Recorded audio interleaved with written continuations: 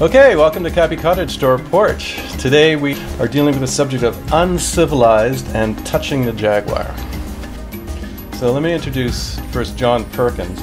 John's written about 11 books, and he's most well known for The Economic Hitman as one of his most popular books, and that's how he's mostly known, but he's also done a lot of work with indigenous communities. So he's worked with indigenous societies and the corporate jungle, and he's here to share all his learning on those subjects. John is in his 70s, and Michael Lees is in his 20s. So we're going to have a bit of a cross-generational discussion about what the hell's going on in this world today. And Michael Lees is a filmmaker. He has just finished the film and he's touring it right now, called Uncivilized. And Michael left the confusing world behind to walk into the rainforest of Dominica, the nature island, to ask the big question. Find out where man went wrong. Why did we leave the rainforest in the first place, and what have we gained?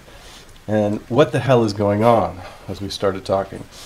Well, Michael was in the rainforest. He was blindsided by not a Jaguar, but something far more dangerous, a Category 5 hurricane. Oh man.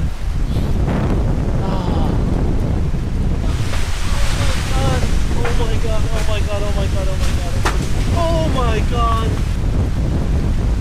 I love you all so much.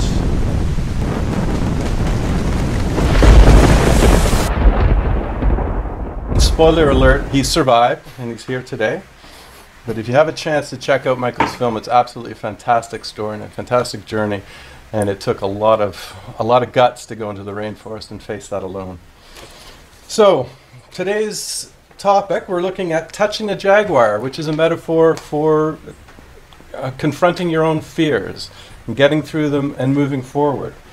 And in Michael's case, I'm going to start asking Michael the first question is, how did you overcome your fear of going into the rainforest alone, living with nothing? I think you just had a lighter and your camera equipment, and trying to make it work, and trying to ask yourself the big questions. How did you overcome that fear, Michael? How did you touch that Jaguar?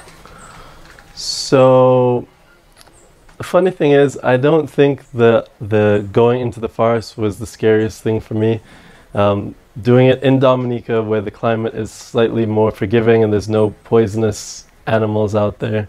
I think the bigger sort of fear for me at the time was trying to make this film and seeing, is this something I can do? It's something I've wanted to do. Can I actually do it? I guess you just have to jump in, dive in. I think at a certain point when whatever you're doing before is not working, then it kind of forces you to the point where there's not that much to lose to try something new out.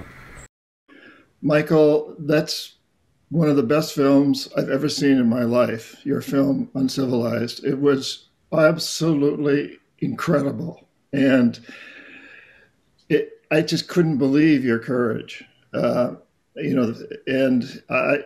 say didn't take that much courage to go into the forest by yourself, but I know it did. Even if there weren't poisonous snakes there, just the isolation, just the commitment. And then to stay there through that hurricane and to see that, I mean, you have some power looking over you, that tree that fell. What a miracle. What a miracle that you're still here. And I can't imagine being your mom and dad, they were going through.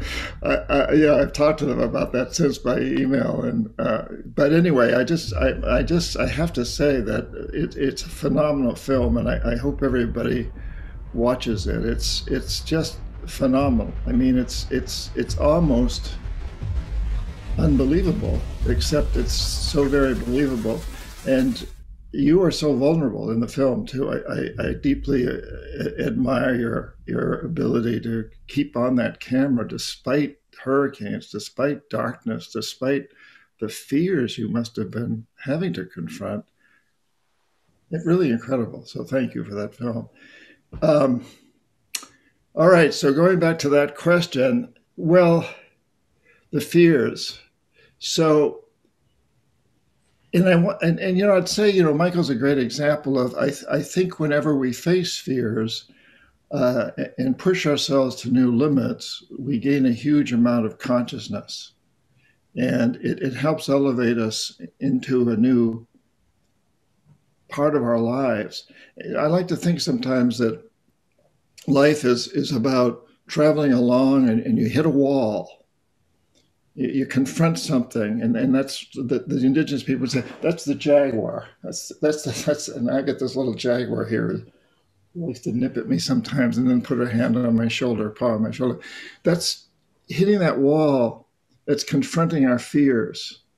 And the shamans would say about touching the Jaguar, when we confront our fears, if we run away from them, they'll keep following us. But if we confront them, they help us change our perception, and through that we change our actions, and through that we change our reality. Because human reality is totally based on how we perceive things. Psychologists know this. Corporate executives know this. That's what advertising is about. So when you hit that wall, you can either break down or you can break through, rise above. And when you break through, when you rise above, you reach a new level of consciousness. And then you move along again, and you probably hit another wall. You hope you hit another wall, because every time we hit another wall, it's an opportunity. God, I'm beginning to sound very preachy here. So I hit a wall. So after I stopped being an economic hitman, I started writing a book about all of that. But I wanted to make it an expose. I wanted to include other economic hitmen, people I knew, and the jackals. These are the people that go in. If we economic hitmen fail to bring governments around to the way we want to bring them around, to accept our big corporations exploiting their resources, if the leaders of the government don't accept this, then the jackals go in. And these are CIA operatives, usually CIA, who either overthrow governments or assassinate their leaders. And the United States has a long record of that. In Chile, with Pinochet taking over for Allende, and in Iran with Mossadegh, and in Lumumba in the Congo, and more recently Zelaya in Honduras, and on and on. There's so many that we've admitted to. So I started contacting these people to include them in the book. And very soon I got anonymous phone calls, very scary, threatening my life and my infant daughters. And at the same time, very shortly after that, and actually I got invited out to dinner by the president of Stone & Webster Engineering Company, a huge company still, but then it was even bigger. And it had been a competitor of my company. I'd been chief economist, I'd quit. This president of this company takes me out to dinner, and he says, we'd like to use your resume. You were chief economist of a rival of ours. We'd like to use your resume and proposals. You don't have to do any work for us. We'd just like to use your resume. And I'm prepared tomorrow to write you a check for $500,000, $500,000. This is in the late 80s. And then he looks at me and he says, you just can't write that book. So I'm getting exactly what I'd done as an economic hitman. I've gone in with the carrot and the stick. Here's billions of dollars for you and your people if you build these projects and pay our companies and let our companies come in and exploit your land. Or if you don't, here's a gun from the CIA coming after you. And now I'm getting the same thing. And I have to say that I was terrified. I mean, I knew these guys could do what he was threatening to do. So I didn't. I hit that wall, and I kind of broke down. I did not. I accepted the money. I took the $500,000. I didn't write the book, but in a way, I moved to another part way up this level, because I took the money to, instead of buying a fancy house or fancy cars or whatever, I went back to the Amazon, where I'd been a Peace Corps volunteer, and I told the people there, you'd save my life. And the shaman had this, we'll get into later. Now I want to help you save your rainforests. And out of that came 5 books on shamanism and indigenous people. I founded 2 nonprofits, co-founded one, Pachamama Alliance. I co-founded with Bill and Lynn Twist, Dream Change, and so on. And so, although I didn't write the book, I did do something. And then when my contract with Stone and Webster ended, and 9/11 happened, and I was in the Amazon on 9/11. I went to ground zero. And at that moment, I knew I had to write the book. But this time I decided I wouldn't tell anybody. I would write a confession, a personal book, not an expose. I wouldn't contact anybody else at all. It would just be my personal story. And I figured that once I got it completely written, not a proposal, but wrote the whole thing and got it in the hands of publishers, it would be my insurance policy, because the jackals would know that if something strange happened to me, it would sell a lot of books. Did you sweat during that time? Did you feel the fear during that time at the publishing stage? Or had you processed it by then? I had processed it, really. And I'd also come to the conclusion at this point, my daughter was considerably older, a young woman, and I realized that the real fear was not doing something to make the world a better place for her and the grandson that she would bring me, and all the children around the world. That if I didn't do that, if I didn't do my part, I couldn't live with myself. So that was the real fear. However, I don't know if we want to get into all this, but a little over 3 months after the book was published, I was poisoned. I've read that, yeah. Yeah. So the fear, I should have been more fearful, I guess, more careful. Do you want to tell the story behind that, or? You could tell a story, especially it's very timely right now with what's happening in Russia. Yeah. And so I was supposed to speak at the United Nations in New York on a Tuesday. I flew to New York on Monday. I was in very good health, very good shape. I've been a martial artist most of my life. On Friday, I'd sparred with an 18-year-old black belt and done pretty well. I hadn't gotten hurt. And so I was in good shape. But I had lunch with a very suspicious character who claimed to be a freelance journalist. And a few hours later, I lost about 2/3 of my blood, internal bleeding, and was rushed to Lenox Hill Hospital, where I spent the next 2 weeks, and they removed 70% of my colon. I came very, very close to dying. So I'm pretty sure that journalist poisoned me, although, I could never prove that. Absolutely. It's unreal.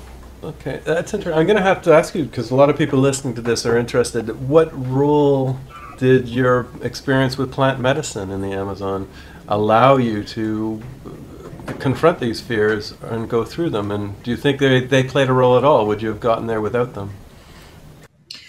Well, so when I was a Peace Corps volunteer in 1969, I was in the Amazon, deep in the Amazon, with the Jaguar people, who were hunters and gatherers, living what we would call primitive lives. And I got very ill. I couldn't keep any food down. I was dying, and it was a 3-day terrible trek to the nearest medical facility. I couldn't even stand up without help. And one night a shaman said he would heal me. And it was a really scary sort of thing, because this guy, he was covered with facial tattoos, and he was naked except for a loincloth. He was terrifying. He didn't look like any doctor I'd ever seen before, but he's all I could manage. And so that night he gave me ayahuasca. Now it's 1969. I'd never heard of it. I had no idea. And next thing I know, I'm drinking this little cup of this very foul tasting stuff, and then I go into these wild visions. And in that process, at one point, I've got my eyes closed. I'm seeing this amorphous form in front of me. And the shaman yells to me, "Touch the Jaguar." And I I'm terrified. I open my eyes. I look. I'm in the middle of the jungle in the middle of the night. Where's the jaguar? Like, oh, there's the jaguar. Where's the jaguar? And he says, no, no, no. Close your eyes and see the jaguar, and then touch it. And so I closed my eyes. This amorphous form shapeshifted into a jaguar, and I heard this voice like my mother saying, "The food and drink will kill you." And I realized that. I grew up in rural New Hampshire where we ate very bland foods and we were very hygienic. And suddenly I'm living with people who eat very strange foods, live squirming white grubs that you pull out of a rotting log and down the hatch, and they don't drink water in the Amazon because they know the rivers have organic matter, fallen trees, dead animals. So the women make a kind of beer by chewing the manioc root and spitting it. And it sets up a fermentation process and becomes an alcohol that you can mix water with. And I'm drinking a lot of spit beer because you got to rehydrate a lot and eating a lot of squirming white grubs. But I saw in this vision quest that the ayahuasca helped me see that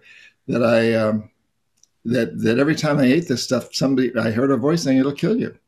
At the same time, I saw how incredibly healthy and robust the Shuar are. They're hunters and gatherers. The men are very, very strong. They live to be very old if they're not killed in a hunting accident or something.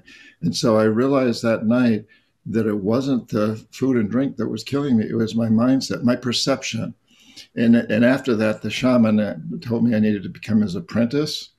And one of the first things he taught me was, touching the jaguar. He said, touching the jaguar means when we have a blockage in front of us or something we fear, if we run from it, it follows us. The jaguar is what we fear, and if we run from it, it'll chase us. But if we reach out and touch it, it'll give us the power and the inspiration to change our perceptions. And as we change our perceptions, we change our actions, and then we change our reality. But that's the basis of shamanism. It's also the basis of psychotherapy, modern psychotherapy, and quantum physics, and marketing and advertising and politics and everything. Yeah, interesting. I'd like to ask Michael the same question. Like, how has plant medicine affected your ability to deal with fear in any way, shape, or form? So I had my first experiences when I was a teenager. And I think what the interesting thing was, it basically deconstructed everything that I thought about the world at the time. I felt like if I'd been going along as my life on like a computer chip, all of a sudden you hit a tripwire and you're seeing out this way. And that honestly kind of put me on a whole quest to figure out I guess, what does it all mean, and how do you make some kind of meaning out of something that seems completely meaningless? And from there, I think that kind of got me interested in diving into different religious philosophies and having experiences in nature and just diving deeper. And I think the biggest thing, which also kind of applies to where we are now with the possibility of human extinction, was, to me, fear. Death was my biggest fear. And I think through these experiences, kind of getting to a point where you can fully embrace death, and in fact, once you, instead of sort of shying away from it, once you recognize it exactly for what it is, to me, it's like it opens up your whole life a lot wider, and you don't feel like you have to go along any prescribed rules given to you by anyone else, because it's just, you have your one life and it's pretty much wide open. So I think in many ways, I would say that's how it has affected me with fear. I don't know if you want to continue down this route. Just something else that was interesting that I thought of when John, you were saying about your granddaughter and your grandson, your daughter, just thinking about the world that you'd be leaving for them. I think there's a lot of young people right now that have this sort of like existential dread about the impending sort of either end of the world or human extinction. And I think I went through it myself, especially before going to do Uncivilized. That was, I think, some part of what propelled me to do it. But realizing, I think at one point there's this horrible like existential dread that it may all be over. And then I think it almost comes to this point where you're like, well, just almost accepting it's going to be over, but then in a sense almost banking on it. So at one point you were attached to life and survival, and now rather than a balance, I think sometimes some of us are now attached to the idea that it's all going to be over. We don't need to think about the future because there is no future, essentially. And I think it's an interesting question, especially when I hear people my age thinking about talking about having kids, whether there's going to be a world that is going to be decent enough to live in to have kids or not. And then I feel like, especially as we get older, those questions become a lot more real and a lot more pressing.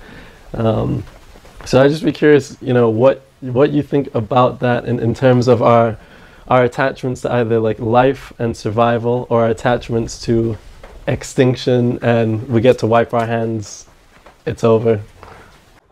Yeah. Incidentally, I want to say, when you've been talking, Michael, the waves have been speaking also. We've been hearing water, which is, I think, is beautiful. Yeah, it's nature speaking through you too. It's there with you. I think that's actually very, very beautiful. um, so yes. So what was the question again? Just sort of the different ways of relating both to life and death, and also then the idea of either our survival or our extinction, and how we might attach to those, and how we need to maybe think of these as we move forward. So, I learned from my work with indigenous people, and after training with that shaman in the Amazon, I later did with the shamans in places like Iran and Egypt and all of our different cultures. And, it's so interesting how these people truly believe in that everything is spirit. And that the ayahuasca can speak to us because its spirit is coming into us. And that tree behind you there, that has spirit. This cat, of course, has spirit. And the rocks have spirit. It's all spirit. And I spent a lot of time talking with spirits. Now I got to keep, I'm a trained economist, as chief economist. I'm a rational person so I'm not, this comes from a place of rationalism, of true, intellect as well as heart for me. That, and Einstein says, the matter and energy never end. They just transform. They just shapeshift, and it's all part of us. So for me, it's like I'm just here to learn in this particular body. And the next time around, I may be a tree. Most people, I think, that believe in future and past lives think that there have always been people, but that's not my belief, and it's not the indigenous belief for the most part. I may be a cat, or maybe that tree. We're here to learn. And human beings have a very important learning process because we are the pilots of the space station Earth. And it's in our hands at this time. That may not always be true, because we've been guiding it toward disaster, but the disaster is only a disaster as we know it. Mm-hmm. We're not going to destroy the space station, but we may destroy life as we know it. But nature's speaking to us so strongly. It's one of the reasons I think ayahuasca has become so popular, and peyote and mushrooms and all these other plants have become so popular, is because nature is speaking to us very strongly. Veganism, vegetarianism, herbal medicines, all these things are speaking to us. And now this virus has really come out of nature. just like HIV came out of nature, and so does the older SARS virus, because it's speaking to us. And for the first time, it's a global message. Every human being, in fact, everything on this planet is affected by this virus in one way or another. And even before the virus came, we knew that there were once in 100-year events happening every year or so. Hurricanes like the one you were in out there in the jungle, which you handled so magnificently, beautifully, with such grace and such courage and such brilliance. So hurricanes, floods, earthquakes, fires, all these once in 100-year events that happen every year or so. But we had always looked at them as local. Most people did. So if I survived a hurricane, if you survived a hurricane, you figured I figured the outside world was going to come to my assistance, bringing bottled water and help me reconstruct and so on and so forth. And if there was a hurricane that hit your island, here on the west coast of the United States, on my island, I sympathized. I heard about it, but it's not. Maybe I can send some money or something. Now this coronavirus has told us it's not local. What we're doing to this planet is totally global. We always knew it. We knew there was climate change, and we knew that's caused by a failing economic, governmental, social system, what we call a death economy in economics. We knew it was there intellectually, but we didn't really get it. I think this virus is making us get it, and it's nature speaking. It's the spirit of the virus. And my shaman friends, who I'm in touch with quite frequently still by Zoom and telephone and so forth, they've got these technologies now in so many places. They'll tell you that the reason that a vaccine works is because it's the spirit of the virus balancing out, tranquilizing, calming down the spirit of the angry virus. But it will, if we don't listen this time around, if we're given a second chance because of the precautions that we're taking, and we don't listen to the real issue of changing the way we live on this planet, and changing our perception of what it means to be successful human beings from the short term to the long term, we'll be hit by something much worse than this particular virus. Are you optimistic? Are both of you optimistic? I mean, do you go back and forth like most human beings between do we have a future or we don't have a future? I'd like to hear how either of you tackle that, from your many years of experience to Michael just entering the industry now.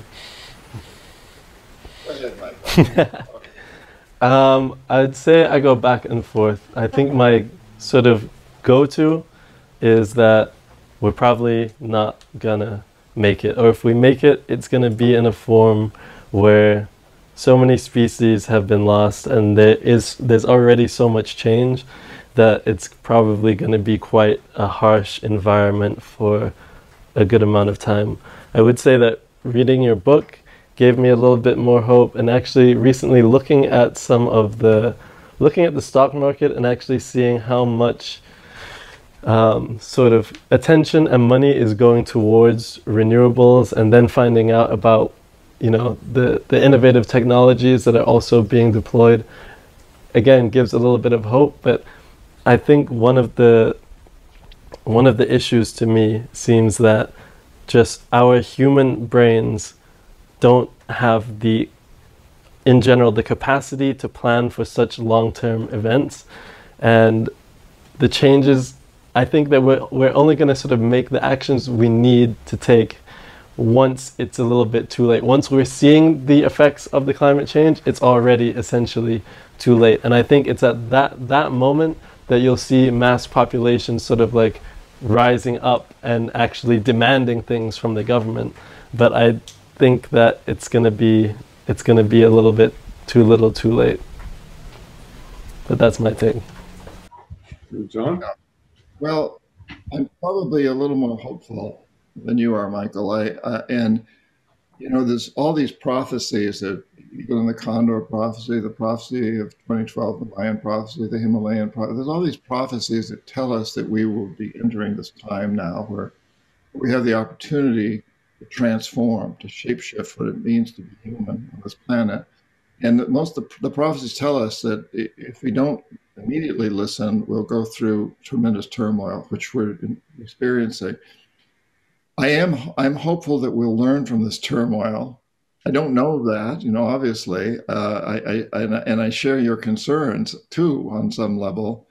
And maybe I consider myself lucky being, I just turned 76. I'm not going to have to deal with problems that my generation created for you. But let's look at them as opportunities, Michael. Let's say that we're giving you this incredible opportunity to hit this wall. Thank you. It's a big because it's a big wall. Your opportunity to rise to higher consciousness. But it's interesting. There was an interview between the Dalai Lama and Greta Thunberg just about 2 weeks ago, and he said the exact same thing that you said to Greta. He said, now it's up to you to take advantage of all these new opportunities and experiences. I had a group of 33 people a few years back when we were spent an afternoon with the Dalai Lama in his living room in Dharamsala. And, one of the things that one of the people asked him, so what do you think, Your Holiness, about the idea of people taking a few moments out around the world on a specific day at a specific time and praying for peace? And he said, well, praying for peace or meditating on peace, well, that's a good thing. But if it's all you do, then it's a waste of time and it may be counterproductive, because if you walk away from that and say, I've done my part, it's counterproductive. So you got to take daily actions. He loves the word daily, and he says you got to take action. So he says, pray for peace, meditate on peace, but also take actions every single day. I think there's something to be learned from that. And Greta is another great example of that. Somebody who's really taking the actions as well as having the vision, the dream, the perception. And everywhere I go, I find that people are asking these same questions, and they're really looking at it. Millions of people around this planet are buying into this, and that gives me great hope. So I think there's a consciousness revolution. I think people are waking up, but whenever there's a revolution, there's a pushback by the status quo. We're getting that. That's what Trump was. That's what's going on in so many ways. The pushback, don't change and that buys into people's fear of change. What's our biggest fear as humans? It's usually change. That's the biggest Jaguar we have to touch. But the coronavirus has shown us that we can change, and it may be uncomfortable, but it also opens opportunities for us. This, the necessity of changing. And as I mentioned, I've been a martial artist. One of the things you learn in martial arts is if you're up against a guy who's a lot bigger and stronger than you, don't try to overpower him. Use his energy, take on his energy and use it. There's always the possibility that we won't. And, I probably won't know in this body, probably won't know what happens. I think you will, Michael. And that tree probably will, and maybe I will as a tree. I don't know, but it's a phenomenally exciting time. I think I'd like to say you are blessed to be young at this time, and it may not feel that way at times, but my greatest sadness, I suppose, is that I won't be watching this happen for the next 50 years. Maybe I will. Who knows? But it's an exciting time, and it's a time of tremendous opportunity to do incredibly important things in the world. Practice magic. I'd like to talk about your vision of the life economy. You talk about how things could turn around and how we could move towards that. And yet some of our business icons right now, first name that jumps to mind is Elon Musk, who planning a trip off planet. His solution is off planet. He started out as this great green, automobile maker, and now he wants to be a narcissist in space. And he says he's ready to coup anybody in Bolivia to get his lithium for batteries if necessary. That's what he tweeted out. So I'm not misquoting him. How do you feel about those particular people being in charge of a life economy, and how do you counteract that kind of energy? I'll ask both of you that. Well, first, the death economy that we've got to overcome is an economic system that is ravaging the planet, that basically is consuming itself into extinction because it's driven by a single perception that the goal should be to maximize short-term profits for corporations and short-term materialistic consumption for individuals. And that's a pretty recent idea. If we look at human history, 200,000 plus years that we've been humans, only for a very few of those, a blink of an eye historically, have we bought into that concept. The concept has always been take care of the next generations, as indigenous people do. The life economy then is an economic system that's based on a goal of maximizing long-term benefits for people and nature. And it pays people, it pays investors, and it pays workers to clean up pollution, to mine all the plastic that's floating around in the oceans, as some entrepreneurs are beginning to do, and recycle it, to regenerate destroyed environments, and to recycle and to come up with new technologies that do not ravage the earth. Solar and wind are the beginning examples, but they're just the beginning. And so we have to change that perception that it's not about short-term profits. And, I speak at in addition to shamanic events, I speak at international economic conferences. I was recently speaking at one in St. Petersburg, Russia, 12,000 people there, including President Putin and Guterres, the Secretary General of the United Nations, and many heads of big banks and Wall Street and corporations from the United States and elsewhere. And I talked about the life and death economy. And afterwards, during receptions, Russians love vodka and caviar and champagne. So they have great receptions, And during these receptions, some of these executives would come up to me and they would say, I totally agree with you. These are guys that run big corporations. They'd say, I have children and grandchildren. I want a greener world. But I know that if I lose half a percentage of market share, or if my stock price goes down a little bit for a few weeks, my main investors, Wall Street, will fire me and replace me with someone who only cares about market share or stock prices. And so they said, well, so you get out there and tell people to send me emails or texts or whatever they send, and get all their social networks and circles to send these and say, something like, hey, I love your product. I'm not going to buy it anymore until you pay your workers in Indonesia a fair wage, or clean up the pollution you've caused, or whatever it is. And I think we all have to understand that these corporate executives are driven by that. And some of them may be totally narcissistic. They may be sociopaths, maybe Musk is, I don't know. But those people are not driven just by profit. They're driven by success. They want to be successful. And if we redefine success not as being short-term profits, but long-term benefits, I believe they'll come around. But we, the people, consumers, investors, and employees, we have to push this. I'm reminded of Franklin Roosevelt, who the last days after during World War II, he met with a group of union leaders from the auto industry. And as they're leaving the Oval Office, he says to them, I think you know that I'm on your side. I want to do what you want me to do, but you're going to have to go out there and get your rank and file to force me to do it. It's the only way I'm going to get it through Congress or pass the voters. And I think that's so true of so many corporations. Not all of them, but though all the ones that are publicly traded, that's true of.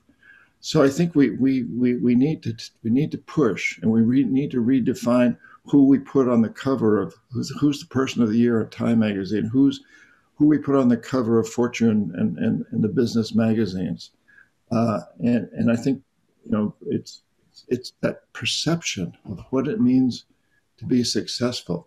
And before the coronavirus, we were seeing a huge emergence of conscious capitalism, the Green New Deal, B corporations, benefit corporations.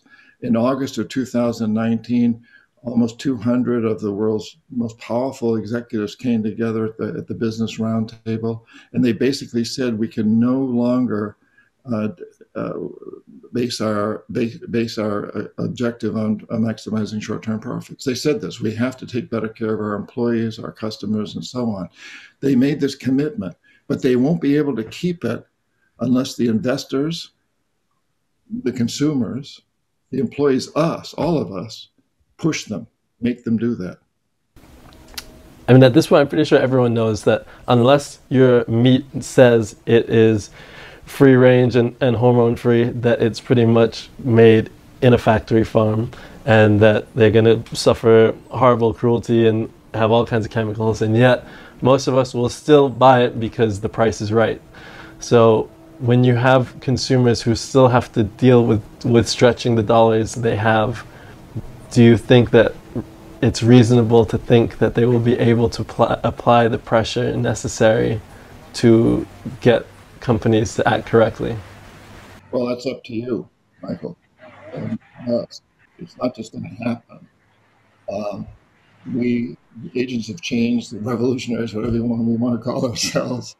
A lot of people object to that they don't want to be called a revolutionary, but an agent of change. We need to keep pushing. And that's always been the case. John Adams, several years after the end of the Revolutionary War, he surmised, and historians have pretty much confirmed, that in 1777, as the war was already well underway, about a third of Americans were Tories. They were loyalists. They wanted to stay with the British crown. And a third were revolutionaries. And the other third didn't care. They didn't know. They didn't know what to think. But in the end, the revolutionaries turned. Many of the Tories, some left. They went to Canada. They went back to England. Some were killed in the battles, but a lot of them turned around because they began to see that they actually could win, and that was part of it. And they began to see how unjust the British Army was, how they dealt with their prisoners and so forth. And yet the Americans were much more compassionate. I'm not trying to paint the Patriot soldiers as angels, but they were, compared to the British, in many respects, they were. And so things turned around, and we've seen these times over and over. One time we thought that Hitler was going to take over the world. My parents were terrified of that. And then during the Cold War, we were convinced that the Soviet Union was going to take over the world, or North Vietnam was going to take over Asia if it won the Vietnam War. I remember these times. You don't, Michael, but they were there. You've read about them. But we've gone through these times before. Terribly, terribly difficult times. Think about the American Civil War. Think about Think about what's happened in the Caribbean and the slave trade and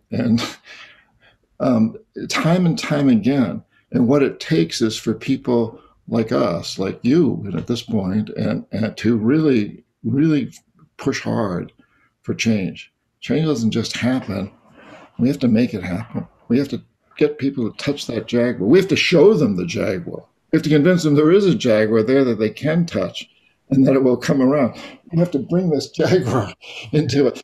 I'm wearing a Jaguar. I'm always touching this Jaguar. But yeah, and that's exciting about these times. What about something less soft than just consumer pressure? What about wonderful movements like Extinction Rebellion or deep adaptation movements? I mean, what's the role to play there for? Well, I think that can be a very powerful role. We see these things happening, and that's exactly what these executives were telling me: is tell people to organize consumer movements, but they've got to be powerful movements that I think they have to change the overall perception. It isn't just changing. It isn't just getting Nike to use water-based glues instead of oil-based glues, which they did under pressure. That happened. But to really get Nike and every other corporation understanding their goal is to help their their investors, to help Phil Knight, the founder who owns most of the stock, really understand that his customers want his company to do much better in the way it treats its employees all over the world. And we can say that about all companies. And the only way you're going to convince these powerful stockholders to do that is if enough of their employees and investors and consumers pressure them. And, consumer movements today is so easy compared to in the past through social networking. Okay, cool. I was going to say something interesting. I know, obviously, you went to business school and then later on went on to write all these books. What was interesting is I also ended up going to business school, but then through discovering people like you and John Pillager and watching lots of documentaries, I guess I detoured a little faster. Originally, one of the ideas I wanted to sort of enact while I was there was sort of like a brand ethics app where you could go to a grocery store and sort of look up the QR code, and if you had chose certain metrics, whether that is equity in the labor force, the environmental impact, whatever, you could sort of get a score to make it easy for your average consumer that does not have time to dive into all of that at every minute. But it was also interesting. I also had a marketing class where I wanted to talk about the social impact of marketing and advertising, and he kept telling me we'd get to that at the end of the class, and then it never came. And I had a great entrepreneurship professor who also was like, you know what, you can make a business out of anything you love. If you love something, you should do it. And I think all of that combined got me to detour to film and media. And so I guess right now I would hope I'm sort of doing my part by talking about these issues and bringing them up. But I do also understand the impact that sort of being able to work with these business players who do have a lot of power in shaping the world, just how important that is as well. That's good. Let me put Michael on the spot for a second. Uh-huh. Okay, Michael, you're coming into an industry. You're a filmmaker. You also do corporate work because you have to pay the bills, right? So you do commercials. Where do you draw the line on commercials? Would you do a tobacco commercial? Is that going over the line for you? Interesting question. Right now, the majority of work I've actually been doing is for NGOs. So all of the projects I've worked on, for the most part, have been positive impact. So I haven't actually had to ask that question of myself yet. Would you do a rum commercial, knowing it's a drug? Yeah, I think I would. Okay. I drink rum. Okay. Would you do a tobacco commercial? It's a possibility. I definitely would not do a gun commercial, a weapons commercial, a oil commercial. You wouldn't do a pro-oil, like just a little X? No. SO comes to Dominica? No, definitely not. Okay. Definitely not. A lot of money, 100 grand. Yeah, it's all right. That's all right. You can do all kinds of other shit, documentaries you want with that 100 grand for free after that. Yeah.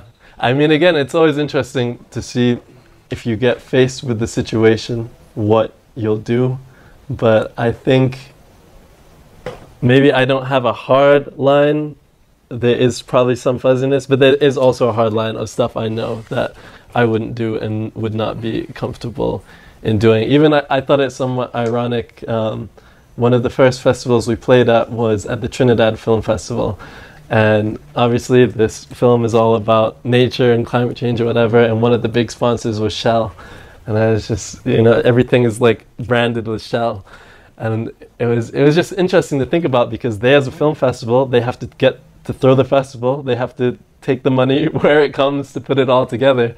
And then at the same time being like, I wonder if I would take their money. I bring that up because I've been in the film business for a long time, and there are times where I've compromised. There are times where you sell out, and we make all kinds of justifications for it. We say, well, I can build my house with that, or I can I can do. I have certain lines. I do the line at tobacco, so that's way too easy to make a seductive tobacco commercial in the Caribbean that seduces 14-year-olds. But then I also do the line at whaling. There was one time Japan approached us to do a pro whaling video. That was pretty easy to turn down because I didn't work for Japan. But I'm sure John can tell us the slippery slope to each time you say yes to something that you're morally compromised with. When does it become super uncomfortable? And what was it for you? When was it for Are you me? going to tell us? When I actually sold out? Well, it'd be a long story. Let me think about it. Let's hear from John first, but it'd be a long story, then I'll say. What do you want to hear from me? So you in the beginning of your career, you said that you were able to justify that you believed in the development process, but then halfway through, which of those steps start to say, hey, wait a minute, I'm doing this for the money now, even though it's not good.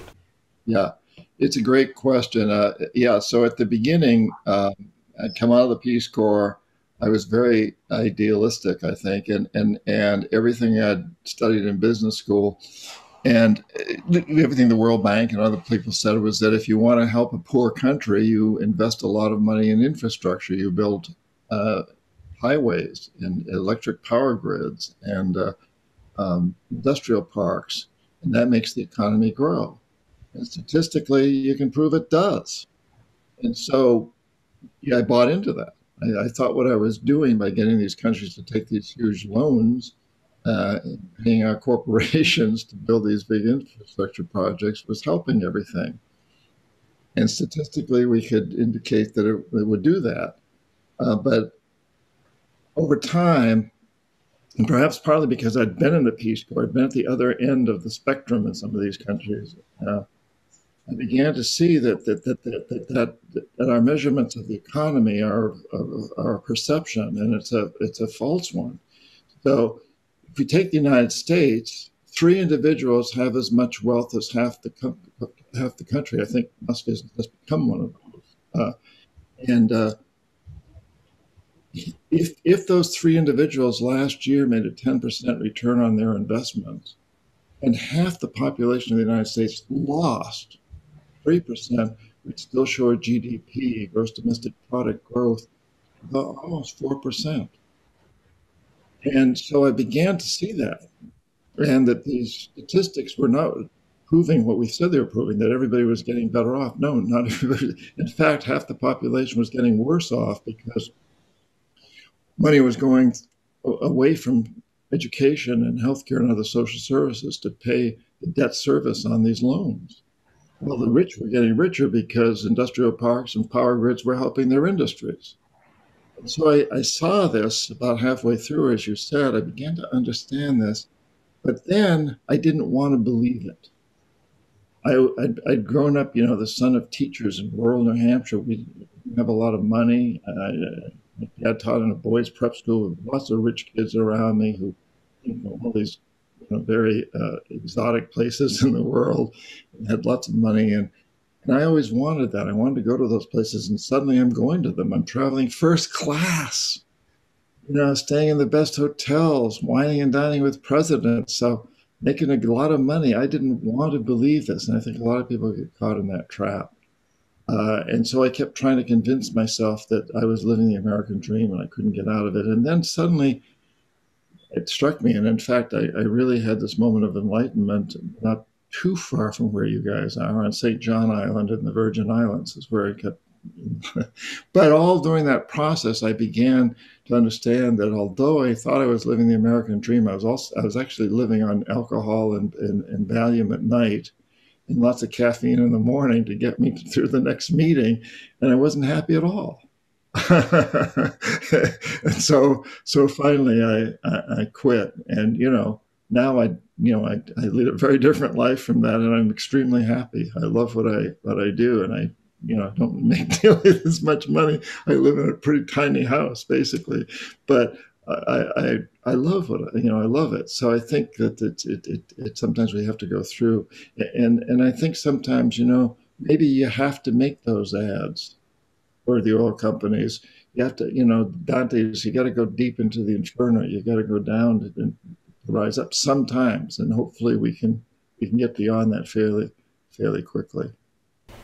I would also just say that even like reading your stuff, meeting people like Tim, I think having had people that have, I guess, made certain mistakes before and then talked about them also helps the next generation shortcut. And either we don't have to go as deep into that thing, or we can see that mistake and bypass it and kind of skip that step. So I think that's also fantastic about everything that has come before, and speaking to people like yourself. Learning from history. Yeah. Right now, in this world, with so much misinformation and disinformation, and so many official narratives that nobody trusts, how do either of you deal with so many people filling in the blanks with major, I don't like the word conspiracy theory, but with theories that just don't hold water, but it can be potentially dangerous? How do you filter out the good from the bad? Is it all just structural, or is there really an evil cabal that runs everything? Well, I don't think there's an evil cabal at all. I certainly haven't experienced it. There are a lot of conspiracies. There's a great a movie now that's available on Amazon. It's a 4-part series called The Last Narc, and it's about the CIA's conspiracy basically to kill a DEA agent who was trying to break up the drug cartels in Mexico. And the CIA was making money from the drug cartels. It's a well done. That's a conspiracy. There was a conspiracy to convince us of the weapons of mass destruction in Iraq after 9/11. There's a lot of conspiracies. They've been a lot of conspiracies, but those are not. That's not this cabal. That's not this idea that there's a Dr. No pulling all of our strings, or there's some sort of reptilians living beneath Dominica who are rising up, and maybe you're them actually. Who's to say? Mm-hmm. I don't follow that theory at all, and I think this, as I mentioned, with this consciousness revolution, there's always a backlash that the status quo wants to keep things. The status quo wants us to promote these conspiracy theories, because if you really believe that there's this incredible power that you can't fight, then you don't fight it. And if you realize that that's a false perception, then you've got hope. But if there's really some power pulling our strings, then what the hell is the point? It's kind of like the Calvinistic view of religion, that it doesn't matter what you do in life. If you weren't born into the right class, you're not going to make it to heaven. But the conspiracy theories are supported by the fact that there have been and are a lot of conspiracies, like the ones I mentioned earlier. Okay, so I'll ask Michael the same question, but from a little different angle. Is how do you deal with all your peers who come to you fully immersed in theories that you're not buying? How do you relate? I mean, that's just a large majority of friends in the social movements these days. It's rough. It's like it's almost impossible. The way that I see it now, it reminds me of when I was younger and when I would hear people argue religion, and it would just be like, well, this is what my holy book says, and this is what mine says, and that's what's right, and there's no way around it. Because it's kind of the same thing. Like, whether there'll be people that come with the whole QAnon stuff that Trump is fighting this cabal of pedophiles and child trafficking and all of this, and because there's such sort of sensitive issues, then it almost becomes impossible to argue it, because then it becomes, oh, you support child trafficking if you don't necessarily agree with this kind of conspiracy theory. And I think another one that's interesting that has come up a lot is the flat earth. I don't know if you've encountered that, but it's really interesting that it's a lot of, I guess, what you would call open-minded people. And maybe it's because the world is so upside down right now, and as you said, there have been so many conspiracies that have had truth to them, and there's little trust in the media, there's little trust in the governments. So I think it's kind of got to this point where people are willing to believe just about anything. And it was even interesting, you know, I browsed on your Facebook page, and just interesting seeing the whole range of people's views, because again, as a whistleblower, as talking about essentially a conspiracy, you're going to have a lot of people who are on the one hand open-minded, but also on the other hand that are also looking for answers in a sense, and are willing to latch on to whatever answer comes by, even if it doesn't hold up to sort of intellectual rigor. So I really don't know. I think the articles that have been interesting to me is reading about people who have been like joined QAnon, and then for whatever reason. Are you able to stay in relationship with people who coming from a completely different perspective on what's happening in the world? Yeah, you know, actually, surprisingly, yes. And that's the interesting thing. As I said, it's like a lot of, I guess, open-minded people. So on many other fronts, they're quite fine, awesome people. And then there are these certain aspects where I'm just like, you know what? I'm not going into that. Like, we have extremely different opinions. I guess the same sort of way people would be polite about religion or politics. In that sense, I think some of these conspiracy theories have now filled that gap. But yeah, I would say plenty of the people that believe things that I think make no sense are still quite really nice and intelligent on many fronts people. Okay. Before we wrap, let's just quickly discuss how with the American empire is crumbling, their influence is crumbling all over the world, and China has been stepping into the forefront of determining how global politics and how development will go. Do you have any concerns about China's involvement in how they will shape the future and move the planet? And anything we should watch out for? That's the book I'm writing now, Tim. Great. New Silk Road and the decline of the West and the incline of the East. And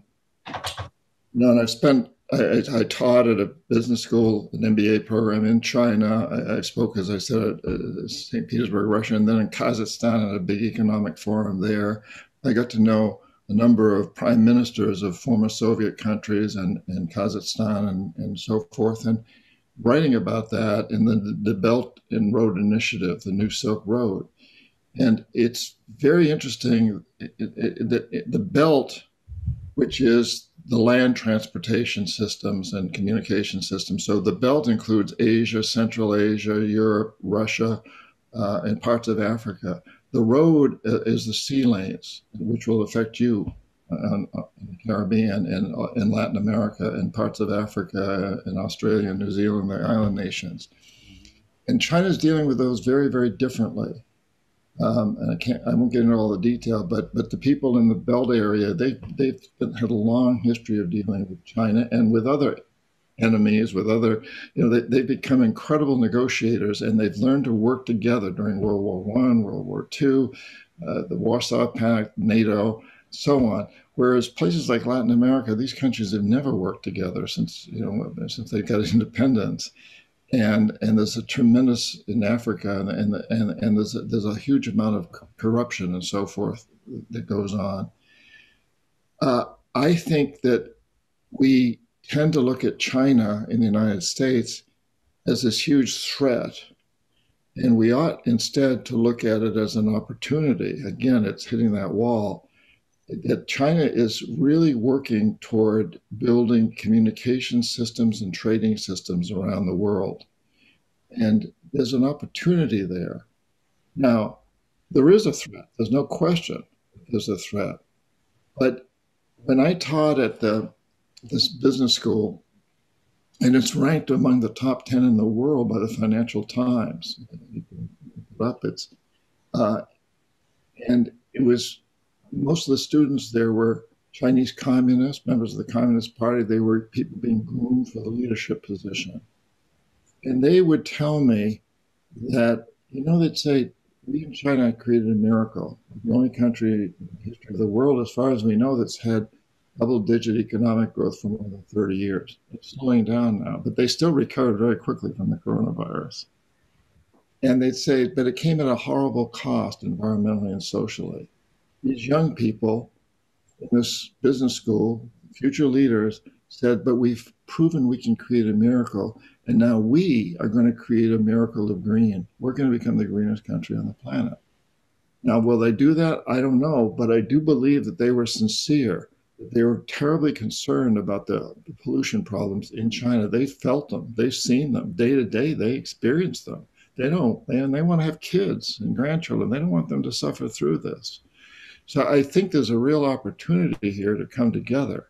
There also, of course, is a threat. I mean, what China is doing in Hong Kong and in the South China Sea, and what they've done in Tibet and in other places, there's a danger there. Again, I think it requires us all to develop a new perception that we're all living on a very fragile space station. And none of this should be about race, culture, or country, nationalism. What we got to realize is we've all got to come together. And so it's up to people like us, it's especially up to people like you, Michael, your age, and as a communicator, as a filmmaker, and someone who's expressed this interest in making an app that would tell people what they're buying, how it's made. And so I think it's a great idea, incidentally, but I also think devoting yourself to films is important.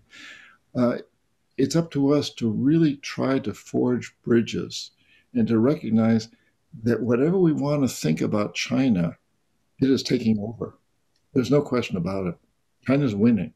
They're winning all over Latin America. It's now become the biggest trading partner with Latin America, bigger than the United States. That's just very recent because they've done amazingly good things. They've also done some bad things, but they've also done some good things. And the Latin Americans don't trust the United States for good reason. In the Caribbean, the LAC, the Latin American Caribbean countries as a whole, have very good reasons not to trust the United States. I talked to some of my friends in powerful positions in Colombia and Guatemala and Ecuador, and they'll say, well, we'd much rather take money from the Chinese than you Americans now, because we know that you will locate military bases on our soil, and you have all kinds of conditionalities, and you'll overthrow our presidents or assassinate them. The Chinese have never done any of that. I say, don't you think they will in the future? They say, well, we don't know. But what we do know is that the United States does do that. You've proven it.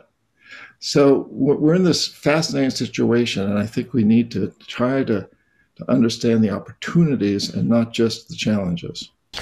Yeah, but it is difficult to reconcile Chinese capitalism with the Gaian perspective, with Mother Earth, with the spirit of the planet, with the organic shamanic view that we share or want to nurture for the future. It is very difficult to see those two forces working together. Well, I'm not sure it's any more difficult to see that than our form of capitalism, which I call predatory capitalism in the United States. We have not done well with that. They're what they call is state capitalism, but the state plays a role too, which we have good sides or bad sides, but I think we all need to understand that what it has to be, whether it's state capitalism or predatory capitalism, we need to change that and direct it toward a type of economy that looks at the long-term benefits for people, the nature of the life economy. And that goes to the heart of everything. Doesn't matter what we call it or who's in charge, as long as we keep going for the short term, whether it's China or the United States, we're in trouble. But if we can go for the long term, and the Chinese actually, they have 30-year plans. They are better at long-term plan, a lot better at long-term planning than we are. It's got to be directed toward a sustainable world, a life economy. That's the important part of it. Yeah. Did you want to comment on that, man?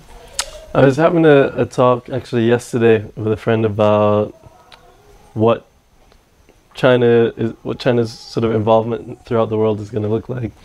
And he was making a point that he thinks that the sort of empire that America had, that is the last of those, and that China won't be able to fully replace America in that sense of building an empire, but that now as the United States power declines, it will still remain a power, and that you'll more have sort of these spheres of influence from China and Russia and the United States and whatever, Brazil and what other ever large sort of countries and states emerge, and that there will actually, he was saying that there'll be a good amount of benefits to reap, especially for countries like ours that are non-committal to any of these powers, because again we've been ruled over by one or the other.